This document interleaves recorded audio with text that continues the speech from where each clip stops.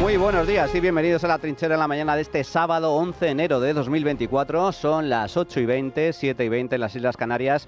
Y antes de comenzar a repasar las principales noticias, os recordamos que nos gusta escuchar vuestras opiniones. Vuestras opiniones son la esencia de este programa. Hoy preguntamos, ¿será posible acabar con la dictadura bolivariana de Maduro en Venezuela?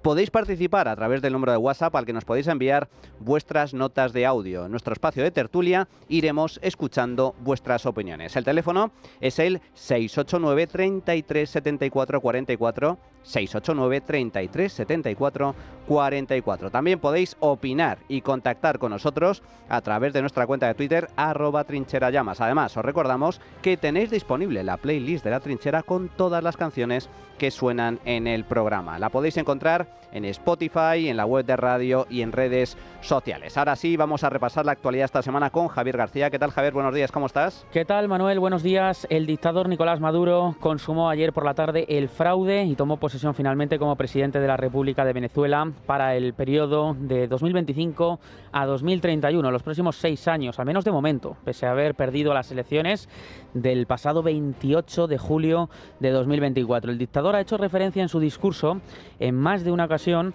a una nueva democracia que, según ha dicho él mismo, Nicolás Maduro pasa por una regeneración moral fundacional de la República. Ante esta magna Asamblea Nacional, Poder Legislativo de la República, ante visitantes y delegados de 125 países, ante el pueblo de Venezuela, juro por Guaycaipuro y los pueblos indígenas, juro por Pedro Camejo, el negro primero, y José Leonardo Chirinos,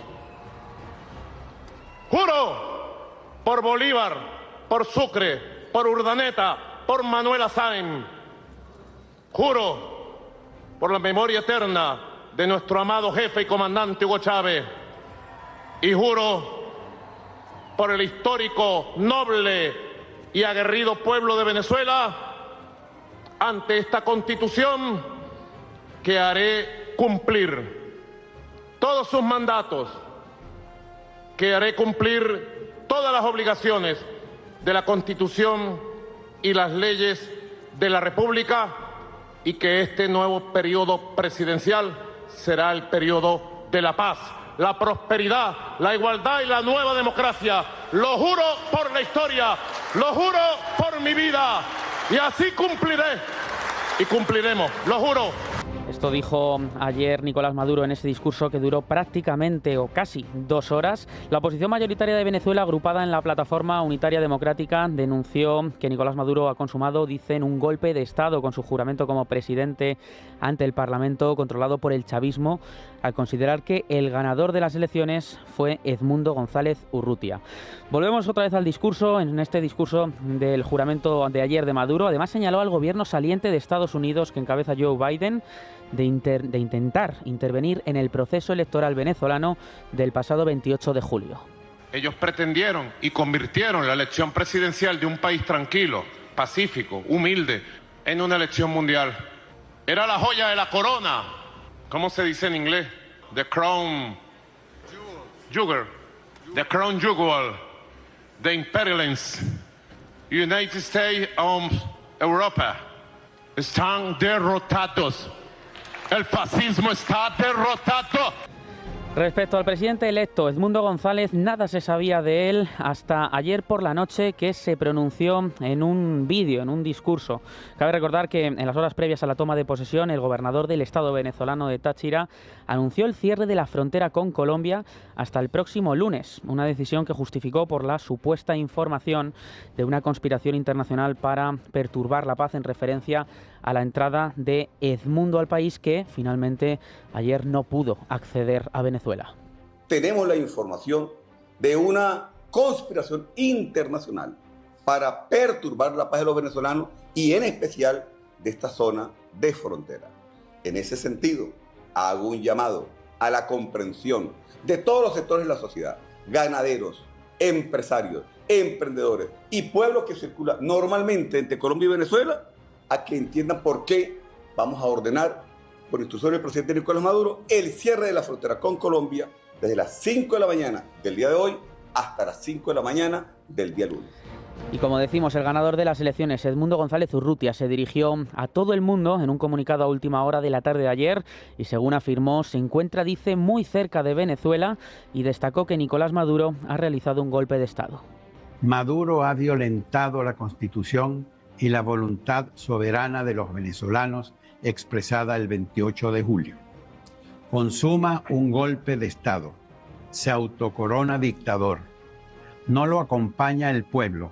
Sigo trabajando las condiciones para mi ingreso a Venezuela y asumir, como lo manda la Constitución y me lo ha ordenado el pueblo, la presidencia de la República y la comandancia en jefe de la Fuerza Armada Nacional. Estoy muy cerca de Venezuela.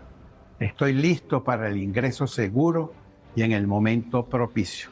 Han sido muchas las manifestaciones que se han realizado a nivel internacional para protestar contra el chavismo, tanto antes como después del juramento de ayer de Nicolás Maduro. Este jueves, por ejemplo, en Madrid, miles de personas se concentraban en la Puerta del Sol, algo que también hicieron ayer por la tarde. Los que estaban allí concentrados, concretamente en el kilómetro cero, en la Puerta del Sol, en la capital de España, calificaron de burla el juramento del dictador. Eso, vamos, para mí es una vergüenza, es una burla a todos los ciudadanos que han votado. No es mi caso, porque yo no pude votar, pero ha sido una burla para tantos ciudadanos que han podido votar. No, eso él lo adelantó por el simple hecho de que no iba a venir más nadie, que no tenía ningún tipo de otro apoyo. Entonces dijo lo más temprano que puedo hacerlo y lo hizo, en verdad. Pues como español, lógicamente que nos une tanto Venezuela, pues de forma muy triste, pero al mismo tiempo de forma muy animada por el impulso que María Corina Machado nos da a todos los venezolanos y a todos los españoles de bien.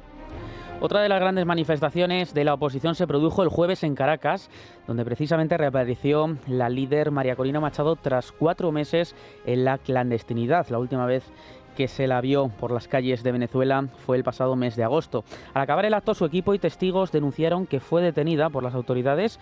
Más tarde fue liberada en un suceso confuso que tuvo en vilo a toda Venezuela. Unos agentes interrumpieron con disparos el paso de la moto en la que viajaba y después de bajarla a la fuerza y por la espalda se la llevaron durante un breve periodo de tiempo. Ayer a última hora, por la tarde, volvió a reaparecer desde la clandestinidad para señalar a sus seguidores que se encontraba bien y pronunciar un discurso en redes sociales y pronunciarse sobre el juramento de Nicolás Maduro. Señaló que el narcodictador ha consolidado un golpe de Estado frente a los venezolanos y frente al mundo.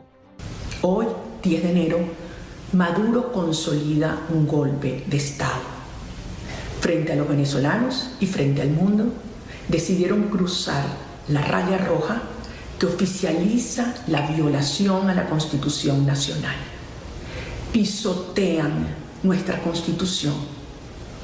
Maduro viola la Constitución, además flanqueado por los dictadores de Cuba y de Nicaragua.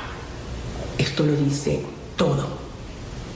Maduro hoy no se puso la mano en el pecho, se la puso en el tobillo como un grillete que cada día la apretará más.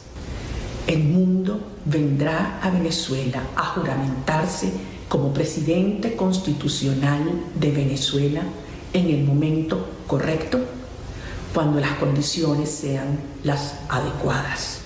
Todo esto sucedió ayer, tras el juramento de Nicolás Maduro, pero también ha habido reacciones en nuestro país y a nivel internacional. Las reacciones internacionales al juramento de Maduro, como decimos, nos han hecho esperar. Estados Unidos aumentó este viernes de 15 a 25 millones de dólares la recompensa por información que lleve a la captura del dictador por crímenes relacionados con el narcotráfico. La Unión Europea ha respondido también ayer mismo a la toma de posesión de Nicolás Maduro como presidente para un tercer mandato, asegurando que no cuenta, dice Europa, con la legitimidad democrática. También se ha pronunciado el Reino Unido y muchos más países. Vamos a conocer en detalle el ambiente que se está respirando en el resto del mundo. Corresponsal en Iberoamérica, ¿qué tal? Martín Higueras, buenos días. Buenos días. Comienza un fin de semana después de una jornada en la que el dictador Nicolás Maduro consumó definitivamente el claro fraude en las elecciones del pasado 28 de julio. Como era de esperar, escuchamos al sátrapa atacar a la oposición y arremeter contra todo el que no estuviera alineado a su nuevo periodo autoritario. Y lo cierto es que a su toma de posesión apenas hubo una representación de las dictaduras comunistas de Cuba y la de Nicaragua. Nicaragua. Ni siquiera países aliados como Colombia estuvieron presentes, y es que el propio presidente y ex guerrillero Gustavo Petro reconoció que ahí había ocurrido todo menos unas elecciones libres. La reacción mundial no se ha hecho esperar, y al rechazo de la investidura del dictador se sumó una lista de sanciones, entre ellas la del Consejo de la Unión Europea, que amplía su lista de sanciones contra funcionarios y altos cargos de Venezuela. El documento añade a 15 personas a la lista de medidas restrictivas, esto como resultado de la persistente crisis de derechos humanos y el deterioro de la democracia en el país. Entre los sancionados se encuentran figuras clave del Tribunal Supremo de Justicia, el Consejo Nacional Electoral, las Fuerzas Armadas y organismos de inteligencia venezolanos. Por otro lado, el gobierno de Estados Unidos ha elevado a $25 millones la recompensa por informaciones que facilitan el arresto o la condena del presidente de Venezuela, Nicolás Maduro, y también contra el siniestro ministro del Interior, Diosdado Cabello, figura clave del chavismo, dentro de un nuevo paquete de medidas que incluye también sanciones contra funcionarios vinculados a instituciones chavistas, y con el que Washington quiere dejar claro que el opositor Edmundo González es el presidente electo. Para Washington está claro que es González quien debería haber jurado el cargo de presidente, ya que existen pruebas irrefutables de que se impuso en los comicios del 28 de julio. La realidad es que la enorme mayoría de los países de la región no solo han condenado la investidura fraudulenta de un Maduro que confirma una vez más el carácter dictatorial de su régimen corrupto, sino que además han vuelto a reconocer a González Urrutia como el presidente electo de Venezuela. Gracias, Martín. Esto fuera de nuestro país, pero aquí en España la situación en Venezuela sigue enfrentando también al gobierno y a la oposición. Líderes políticos como Alberto Núñez Feijóo del PP, Isabel Díaz Ayuso, la presidenta del PP madrileña, y Santiago Abascal incluso también de Vox, o Miguel Tellado, el portavoz popular, han demostrado el apoyo al pueblo venezolano y también a la oposición desde un primer momento, defendiendo a título personal la figura de González Urrutia en Venezuela. Vamos a escuchar al portavoz, precisamente a Miguel Tellado, al portavoz del PP en el Congreso de los Diputados, que anoche estuvo en la Puerta del Sol de Madrid. En términos democráticos, es asqueroso que el gobierno de España no alce la voz en defensa de la democracia en Venezuela.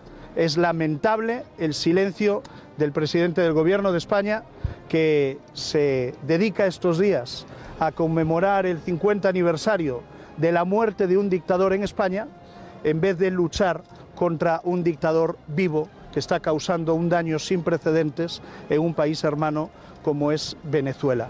Y por su parte, el Gobierno de España ha cargado este viernes no contra Nicolás Maduro, sino contra el Partido Popular, al que acusó de intentar deformar la postura del Gobierno respecto a la situación en Venezuela. El ministro de Asuntos Exteriores, José Manuel Álvarez, además ha lamentado que los populares se comportan, dice, como la facción de un partido venezolano.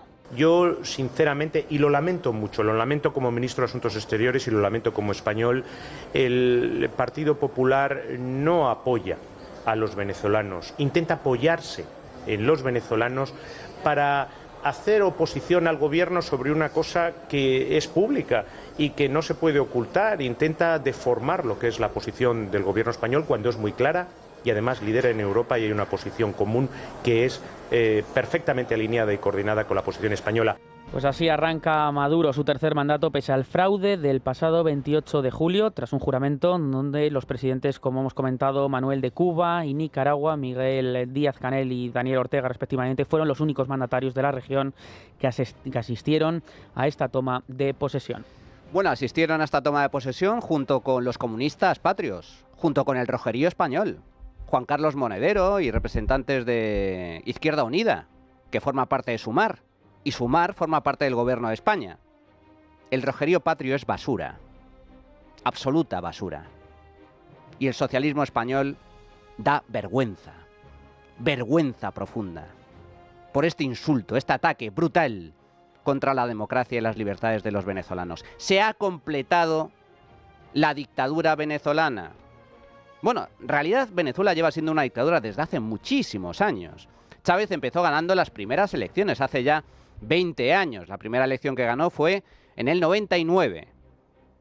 Venezuela cumple 25 años bajo la bota comunista, bajo la bota socialista, bajo la bota bolivariana, que es el socialismo del siglo XXI, el socialismo de toda la vida, el de toda la vida. Maduro lo llama democracia, al igual que la izquierda, pero tan solo recordar, también Corea del Norte, que es una tiranía sanguinaria, totalitaria, Su nombre oficial es República Popular Democrática de Corea. Igual que la Alemania del Este, que también era una república democrática. Son dictaduras. Dictaduras socialistas. Lo que pasa es que la izquierda evita llamarla dictadura porque son las suyas. Son sus dictadores. Son sus tiranos. Son sus criminales. Son sus sátrapas. Y de ahí viene la connivencia del socialismo español con esta patulea, con estos criminales, con estos dictadores. Venezuela es una dictadura desde hace años. Maduro es un dictador, al igual que lo era Hugo Chávez. Y ellos son admirados por la izquierda española. Errejón, Pablo Iglesias, Yolanda Díaz. Son grandes admiradores, defensores de Hugo Chávez, del chavismo, del régimen bolivariano. Y esos son los que gobiernan en España, que es un caso inédito en el mundo desarrollado. Es una anomalía que los comunistas, en una democracia estable y consolidada del mundo libre, de Occidente, hayan llegado al poder. Bueno, pues ahí están, de la mano de Pedro Sánchez, de la mano del Partido Socialista. Venezuela es una dictadura y lo trágico es que Venezuela además está sumida en la más absoluta miseria desde hace 25 años y eso explica que se haya producido el mayor éxodo de personas que ha registrado a la historia de la humanidad en tiempos de paz, sin necesidad de que exista un conflicto bélico. 8 millones de venezolanos han tenido que salir del país durante estos últimos años. ¿Y dónde está España? Pues España no está.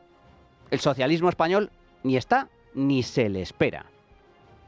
Zapatero dice que Maduro es un demócrata, que ha ganado elecciones. También gana elecciones. En Corea del Norte también hay elecciones, ¿eh? Y en Cuba hay elecciones. Y en China hay elecciones. También había elecciones bajo la dictadura franquista. ¿Pero qué tiene que ver eso si no son elecciones libres? Si no se permite que la oposición pueda presentarse a esos comicios. ¿Dónde está la izquierda española? Con los terroristas palestinos. ¿Dónde está la izquierda española? Con los dictadores venezolanos. ¿Dónde está la izquierda española? Con la basura internacional. Ahí está la izquierda española. ¿Cómo acabar con esta dictadura? Complicado. Solo hay dos formas de echar a Maduro del poder. Mediante una revolución interna o mediante una revolución externa. En todo caso, por la fuerza. Esta gente, esta gentuza, estos criminales, esta mafia, estos dictadores y tiranos jamás van a dejar el poder de forma voluntaria. Nunca. No conozco ningún caso en donde una dictadura socialista roja haya dejado el poder por propia voluntad.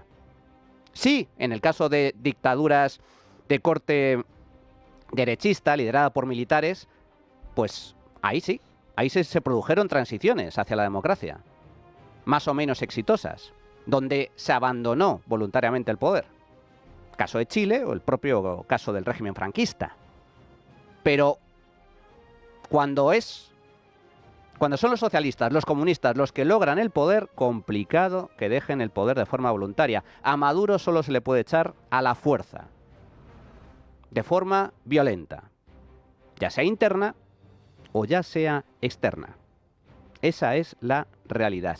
Y mientras tanto, en España, el presidente del gobierno resucita y desentierra constantemente a Franco, un dictador muerto hace ya 50 años, mientras apoya con su connivencia y su complicidad a un dictador de carne y hueso, Maduro, que está atropellando, machacando a millones de venezolanos.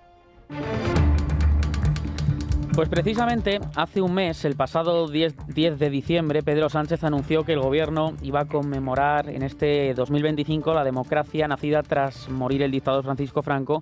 Dijo con más de 100 eventos que se celebrarán en todo el país bajo el lema España en libertad, lo que supone prácticamente un acto cada 3 días en este año. En efecto, así ha sido. Este miércoles Sánchez reunió a todos sus ministros y dio el pistoletazo de salida a estos actos, azuzando el miedo del regreso de una dictadura en España para defender la necesidad de esta conmemoración. Todo ello sin la presencia de la oposición, a los que no se consultó sobre esta conmemoración ni tampoco se les consultó sobre el contenido de los actos, pero sí que se les invitó a participar.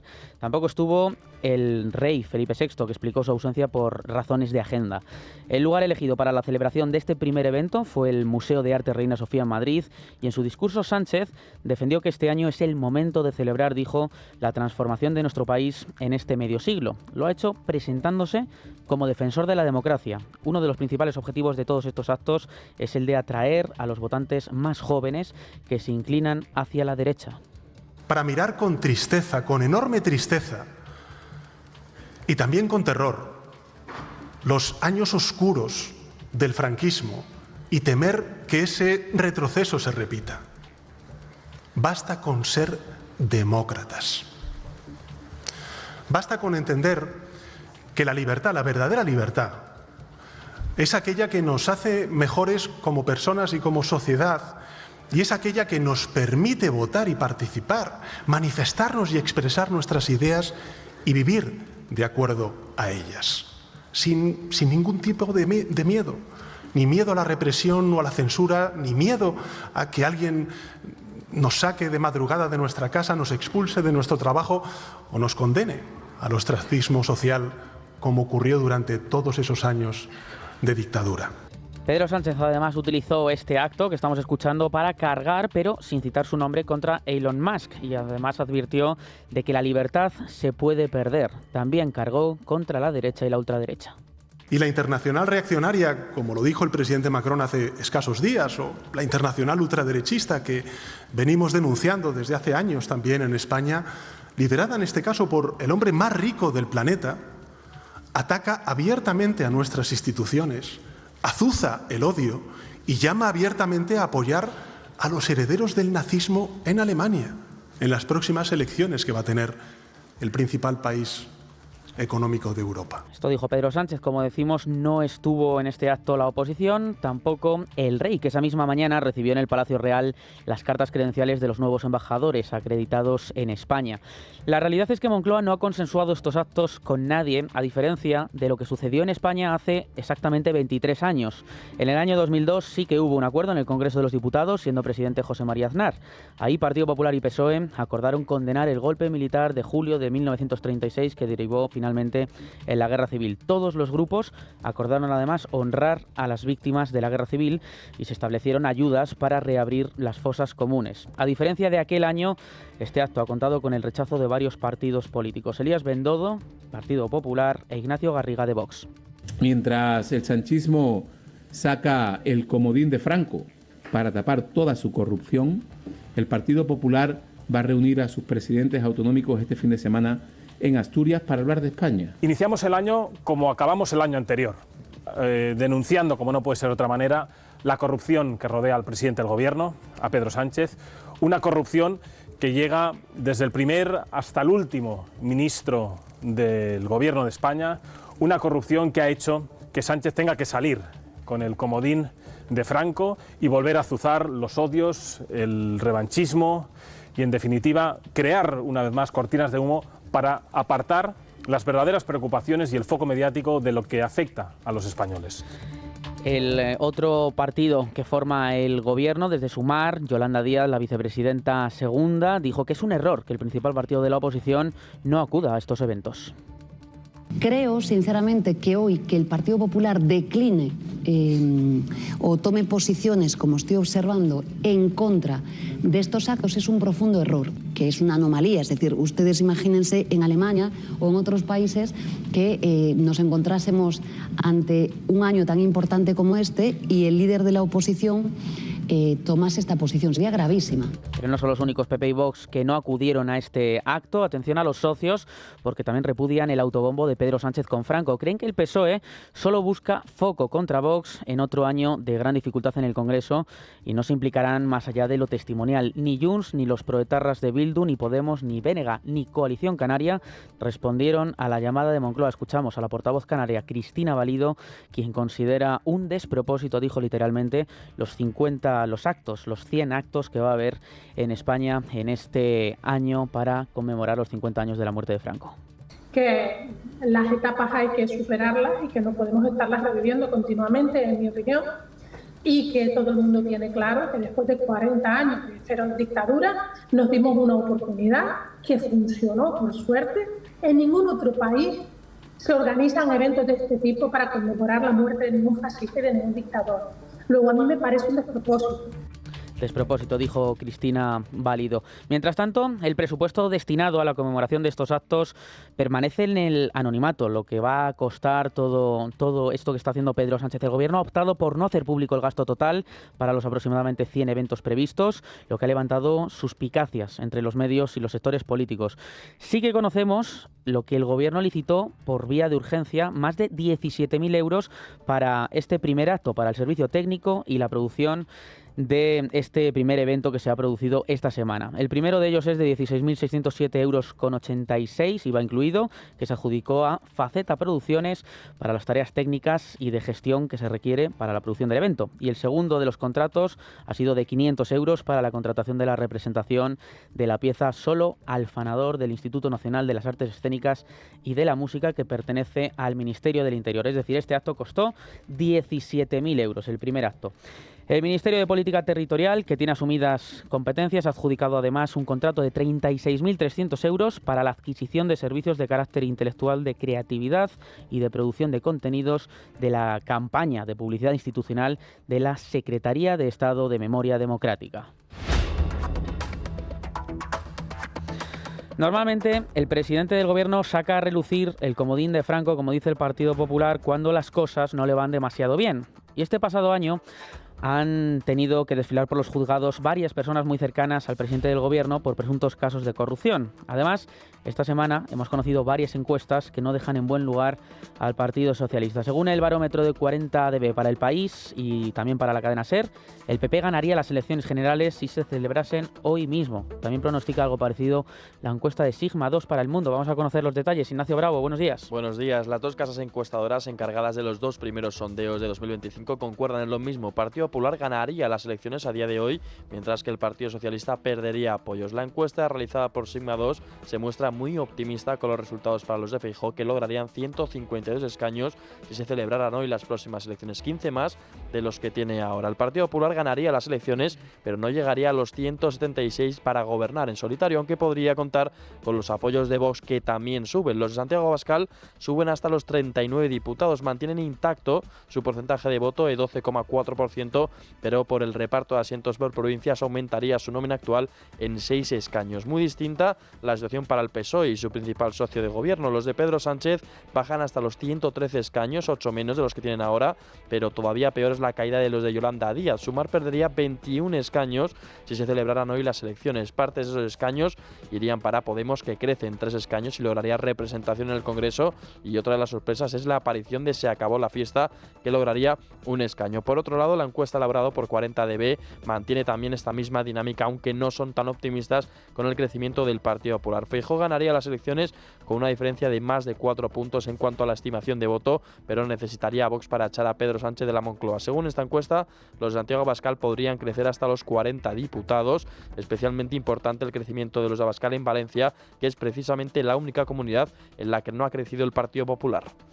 Pues estamos ante un nuevo ejemplo de francomodín, el francomodín de toda la vida, donde el Partido Socialista saca a relucir otra vez más de nuevo la imagen y la figura, la sombra del dictador. ¿Para qué?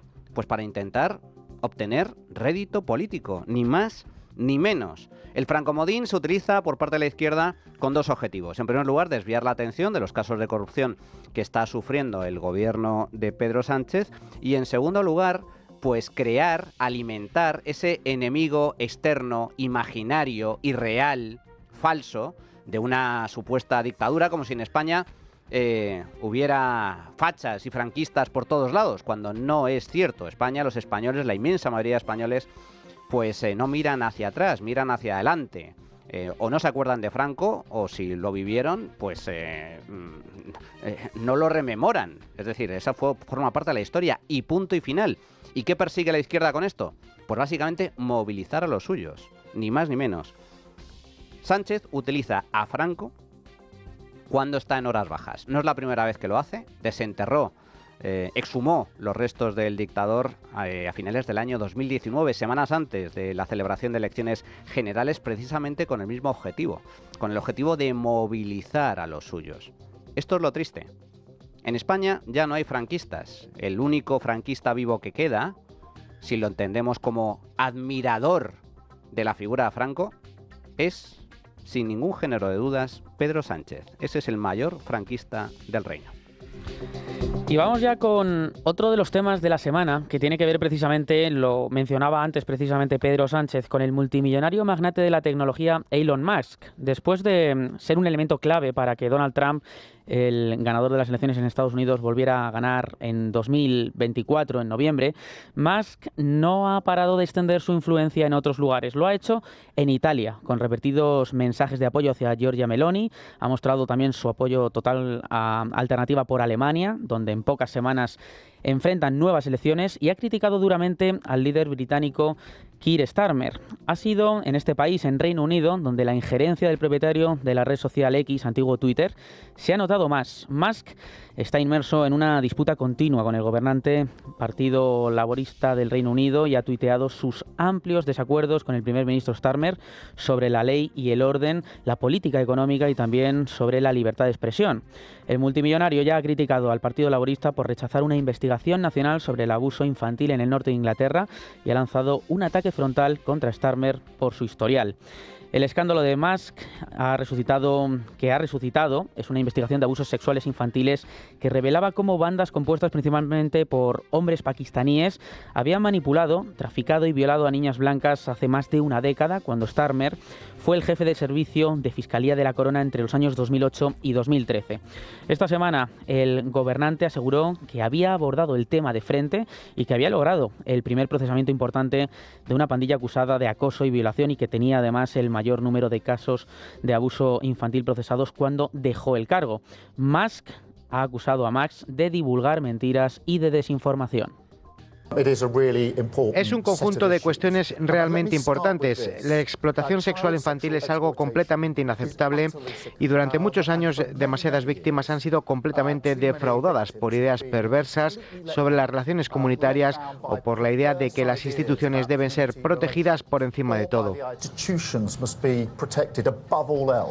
No es el único país en el que está influyendo la red social X. La Comisión Europea además ha destacado esta semana que el magnate estadounidense tiene derecho a la libertad de expresión, tanto en línea como fuera de Internet, pero le ha advertido de que va a analizar cualquier riesgo para la democracia ante las próximas elecciones en Alemania, en virtud de la Ley de Servicios Digitales Comunitaria.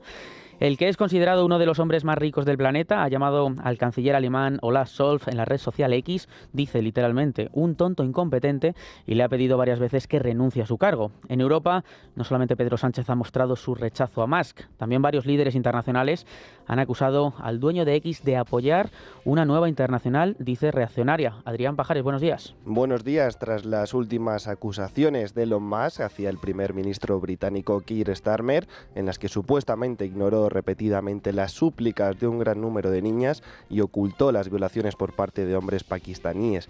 En Inglaterra, el multimillonario y dueño de X está sufriendo una dura campaña de descrédito por parte de las principales líderes europeos que le acusan de injerencias en Europa a través de las redes sociales. Emmanuel Macron, al igual que Sánchez, ya ha acusado a Musk de liderar una internacional revolucionaria y de interferir en las próximas elecciones alemanas.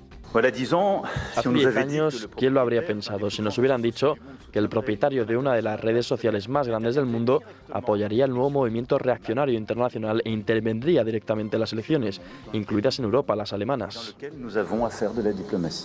De igual manera, el líder alemán Olaf Scholz critica a Elon Musk por apoyar al partido Alternativa por Alemania, según él, de extrema derecha.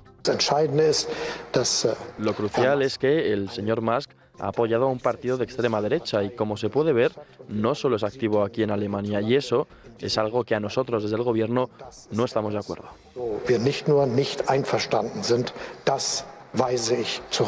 Sin embargo, la única que ha defendido a Musk en toda Europa ha sido la líder italiana Giorgia Meloni.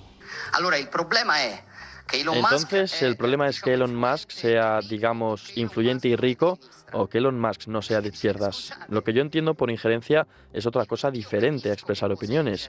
Repito, te puede gustar o no te puede gustar. Yo puedo o no estar de acuerdo en muchas cosas, pero esto es muy diferente. En mi opinión, injerencia en la soberanía de un país es cuando se gastan miles de millones para influir en las decisiones políticas pagando a políticos, como nos pasó a nosotros aquí en Italia.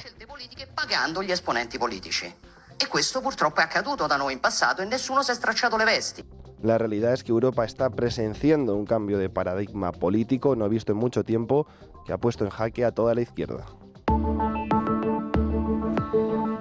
Y otro de los temas importantes en este arranque de año 2025 es el problema de la inmigración, porque sigue afectando de forma muy grave a nuestro país. Han pasado solamente 11 días de este año 2025 y ya han llegado a las costas de Canarias más de 2.000 personas. Lo han hecho principalmente a las islas de Lanzarote y El Hierro. Para que se hagan una idea, solamente en el Día de Reyes, el día 6, alcanzaron la costa 6 embarcaciones con más de 500.000 de inmigrantes a bordo. Otra de las situaciones que se está convirtiendo en una constante es la llegada de embarcaciones, además, cada vez más precarias. El Gobierno de España se ha comprometido este jueves con Canarias a cerrar en un plazo de 10 días el decreto para el reparto puntual de menores inmigrantes. Nos vamos a ir directamente hasta el archipiélago para conocer a esta hora de la mañana cuál es la última hora y la situación de estas llegadas masivas a nuestro país. Es Radio en Canarias. Paco Robaina, buenos días. Las Islas Canarias continúan siendo el destino de las mafias que controlan la inmigración irregular en el inicio de este 2025, siendo las islas de Lanzarote y El Hierro las más afectadas, al menos hasta el momento. Más de 2.000 personas, la mayoría varones, pero también un número destacado de mujeres y niños, en su mayor parte de origen subsahariano y magrebí, han pisado tierra en el archipiélago en estos primeros días del año, llegando a colapsar todos los servicios hasta el punto que en el caso de Lanzarote, su consorcio de seguridad y emergencias tuvo que solicitar ayuda al Gobierno de Canarias para poder instalar carpas y colchones y atender las primeras necesidades de estas personas. Fernando Clavijo, presidente del Gobierno de Canarias, ha vuelto a poner el foco en el gobierno de Pedro Sánchez y se ha mostrado sorprendido por la falta de respuesta ante esta crisis que se agrava cada día, a pesar de la existencia de un borrador de decreto ley que el Gobierno del Estado tiene sobre la mesa y que aliviaría la tensión migratoria, pero del que Clavijo no ha recibido noticia alguna. A nosotros lo que nos sigue llenando de perplejidad es la ausencia de respuesta. La ausencia de respuesta del Gobierno de España. Tienen hace más de 20 días el decreto ley de una distribución extraordinaria que permitiría aliviar la presión que tenemos de los niños y de las niñas donde no los estamos pudiendo atender tal y como se merecen y tienen derecho. Mientras Clavijo sigue esperando respuesta de Sánchez, Salvamento Marítimo ha protagonizado otra intensa noche de rescates en aguas canarias tras interceptar 3 nuevas embarcaciones precarias con un total de 195 personas a bordo. Ante esta situación especialmente sensible en El Hierro, la agrupación herreña independiente ha solicitado con urgencia un hospital de campaña, ya que el repunte migratorio está ejerciendo una presión insostenible sobre los recursos, tanto sanitarios como económicos, de la pequeña isla del archipiélago. Gracias, Paco. Y también en clave internacional, además de fijarnos en todo lo que está sucediendo en Venezuela, también nos tenemos que ir hasta Canadá, porque tras casi una década de gobierno y unos últimos meses complicados, el primer ministro canadiense ha decidido dar un paso atrás y presentar su dimisión. Así lo anunció el pasado lunes a los medios de comunicación. Trudeau ha confirmado que además dimitirá también como líder del Partido Liberal. Tengo la intención de renunciar como líder del partido, como primer ministro, después de que el partido seleccione a su próximo líder a través de un sólido proceso competitivo a nivel nacional. Anoche le pedí al presidente del Partido Liberal que comenzara ese proceso. Este país merece una opción real en las próximas elecciones. Bueno, pues bye bye Trudeau, otro gran referente del wokismo que abandona el poder En este caso dimite voluntariamente, pero presionado por su propio partido y sus aliados, porque se ha desplomado en las encuestas. Trudeau ya no tiene la confianza de la mayoría de los canadienses, así que da un paso atrás y se retira de la política, porque tienen a la vuelta de la esquina, a finales de este año, elecciones en Canadá, y no es el candidato preferido para poder liderar su partido político. El wokismo, amigos, vive horas bajas, así que estamos de enhorabuena. Llegados a este punto, hacemos una pequeña pausa y regresamos con el tiempo de tertulia. La trinchera de llamas es radio.